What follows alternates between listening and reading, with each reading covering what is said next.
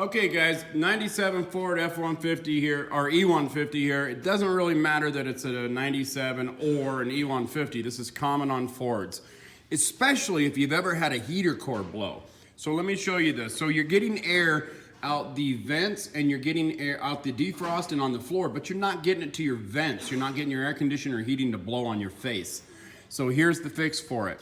So right here, there's a hose, a line that goes here, that plugs in right here just like this. And I am to the left of your engine compartment by your battery.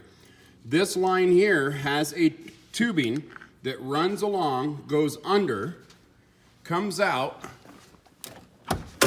right here, and up under, and comes out right where this wire is. And now it splits into this plug.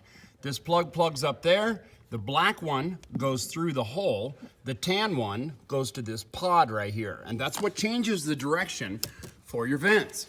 Now, what happens is when that heater core blows, right in between that connection is this small little piece. And I assume the hot water blows on there. Can you see how it literally just shrunk this area? It can no longer get vacuumed through that black hose. So the best test for this is to unplug it here. If you have vacuum here, go underneath there, unplug this, and check the black line. If there's no vacuum, then voila, that's the problem. So what we've done here is we've just ran a piece of wire up. We've got some vacuum hose coming, and this is 5/64, by the way.